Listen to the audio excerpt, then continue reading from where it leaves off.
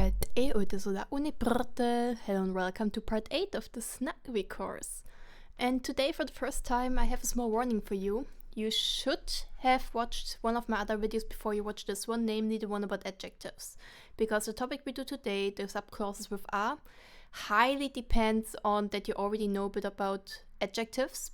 We will make a very quick repetition, but if you haven't learned about adjectives at all yet, then I suggest doing that first because you jump into this topic. So, part 7 of the Tsyili course was a very long video with not much to understand, but more a list of things and just stuff to learn by heart. Today is a bit the other way around, I think. We will probably have a shorter video. Let's see how long this will become.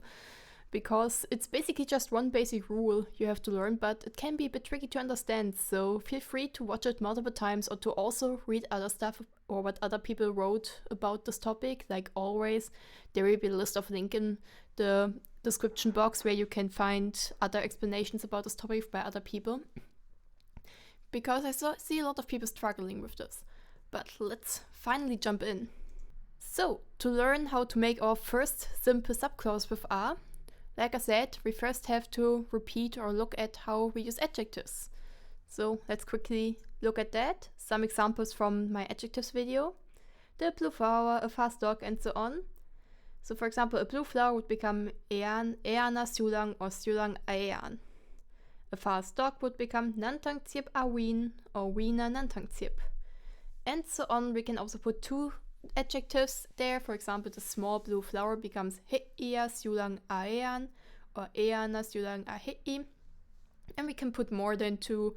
We can say the beautiful small blue flower by saying heia siulang aean silor. So what do I want you to keep in mind? Adjectives are connected with are and can go before or after the noun. This is what we see here everywhere, and this is what's important for today. With that in mind, we can go on with our topic today, which are relative clauses. But what actually is a relative clause, you may ask now if you're not familiar with this term. Relative clauses are a type of subclause that gives more information about something, most actually a noun, so you could call it a describing subclause. Here's some examples. I speak to the man who eats fruit. In this case, I speak to the man would be our main clause. Eats fruit, or who eats fruit, would be our subclause, and the who is kind of connecting the describing part to the man. So we know that eating fruit or eats fruit is describing the man. The cat, that is very cute, plays with the dog. In this case, the cat plays with the dog would be our main clause, and that is very cute would be our subclause. Or I like the book which I read yesterday. Again, I like the book is our main clause, and I read yesterday is our subclause describing the book, because what did I read yesterday? The book. In Tsyili, we always use are to connect a relative clause to a noun. You see, in the English sentence, we use different words for this. In the first one, we have who. In the second one, we have that. And in the third one, we have which. But I think we can also leave it out. So we could say, I like the book I read yesterday. In Tsyili, we cannot do this. We always need are to connect our subclause to the noun, which the subclause is describing. So let's look at an example. At our first example, I speak to the man who eats fruit. In Tsyili, that then would become something like this. Pit e oi tutanura, I speak to the man, a, which, yom mautiti, eats fruit. Here in our subclause, I need a T ending because the man is eating what? It's eating the fruit. And what you see here, it's very interesting, is that we can put the subclause on both sides. So I can also say, put e oe, yom mautiti a tutanur. Tutanur. Why can we do this? You probably remember it from the adjective lesson. Adjectives can go on both sides. The are then just has to connect the adjective to the noun. And the same happens to the subclause. So you see, in this case, the subclause, your mautiti, is in front of the man. So the are has to also be in front of it. The are always needs to be between the subclause and the noun the subclause is describing. So in this case, the are always needs to be between the your mautiti part and the tutanur. And of course, free word order applies, so we can switch around stuff. We can say put e tutanur a your mautiti oe, or jo mautiti a tutanur pit e oe. 3 word order is what I said, but of course I actually meant flexible word order, because what you see here is that the subclause always has to stay together. So the yom mautiti always has to stay together. But I could also say mautiti yom a. So I can also switch the order around. It just has to stay together, in which order doesn't really matter. And of course the a always has to connect the two. So this whole bunch, tutanur together with the subclause and the a in between, has to stay together. But in the main clause, we can move stuff around like we want. But of course, in case we want to move the tutanur somewhere, we then also have to move the subclause together with it, because they have to stay together. Let's look at another example, because examples are always great, right? I watched the animal which hunts Tsyili. In this case, I watched the animal is our main clause, and then which is our connector here, and hunts Tsyili is our subclause describing the animal, because who watches the Tsyili? The animal. And again, a few different possibilities how we can write this.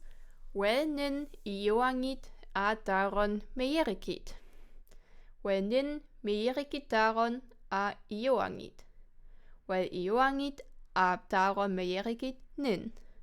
Meyerikit daron a ioangit well nin.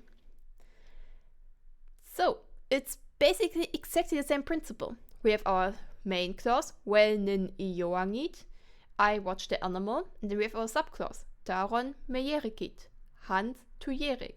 And we have the a, which has to connect the subclause to the thing it describes, so to the ioang. And again, it's the same principle, it can be on both sides, so I can also say meyerikit daron a ioang, the animal that hunts Tsyili. And I can move around the ioang in the main clause because flexible word order, but then I of course have to move also the subclause together with it. So, but actually, this whole moving can cause a problem. Take maybe a minute to look at this example.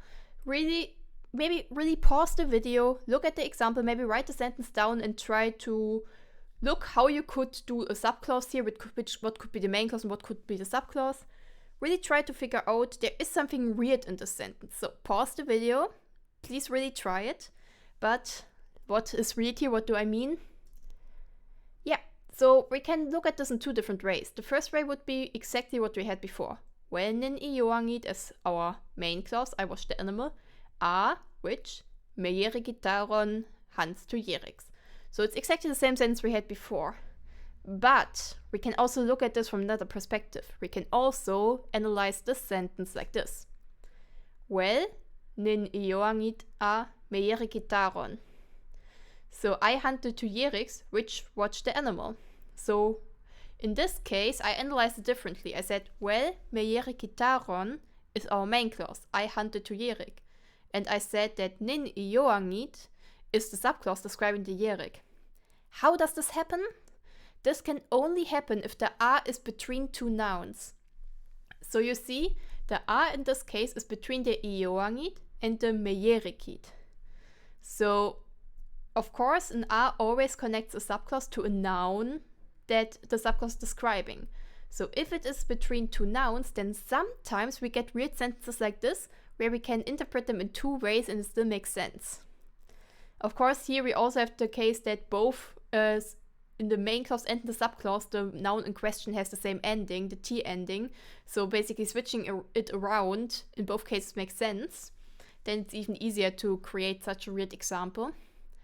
What can we do against this? Of course, we always have context. So context will tell which of the 2 I mean. This will nearly never be a problem. It could be a problem, of course, in written conversation, in sentences without much context, then it's hard to see which one is the correct one. If you want to avoid such ambiguity, just make sure to not do stuff like this. What you can do easily is what we said here before. What we did here before. Here you see, I always had the a between the ioangit and the daron. So I just switched around the order in the subclause, so that the daron always would face the a. Because flexible word order, inside the subclause I can switch around stuff, so I can make sure that the thing next to the a on this side is not a noun. Then this cannot happen. But of course, it is not wrong to say stuff like this. It's totally fine, and like I said, in most cases, context will come to the rescue. And in any language, ambiguity is something that can occur, and it's fine. We will survive. I promise you, we will survive, even though some things are a bit ambiguous. So, let's talk about all the favorite topic of probably every NatWi student, case endings. I hope that at this point you have studied a few case endings already, considering that you're currently watching a video about relative clauses in NatWi. I will just assume you have.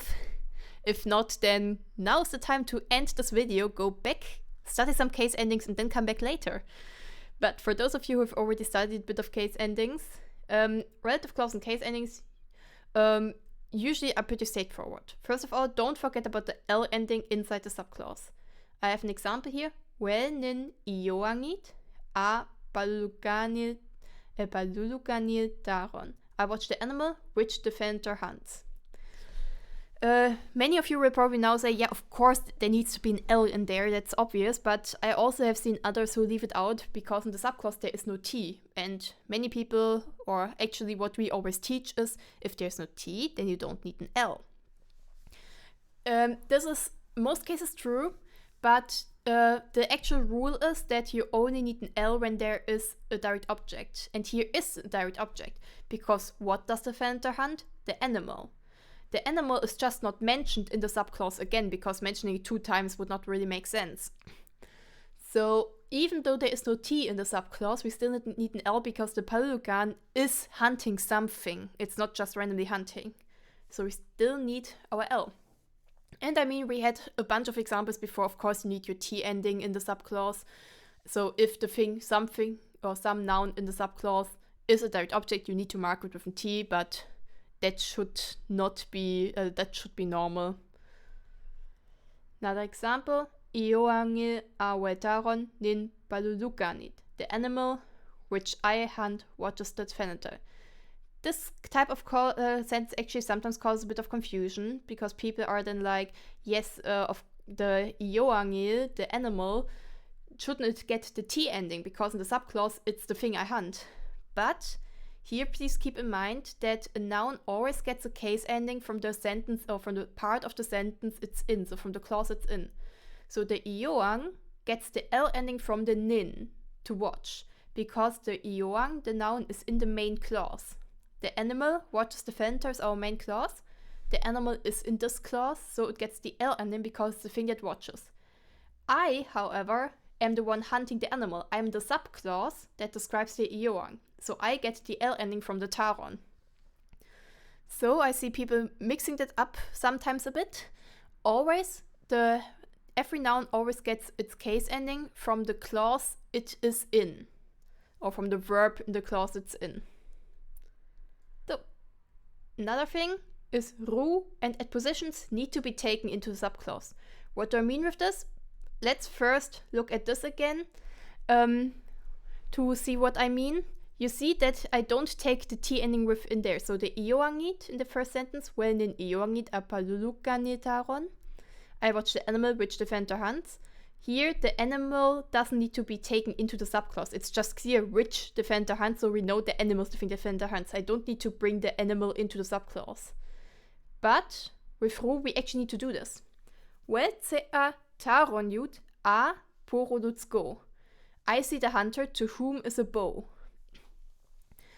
So I see the hunter who has a bow, basically. Here we see we have a poru in that sentence. The poru refers back to the taronyu. So the poru basically is to whom. We still need the a. In English, we then don't have the a. Basically, the to whom acts as a connector here.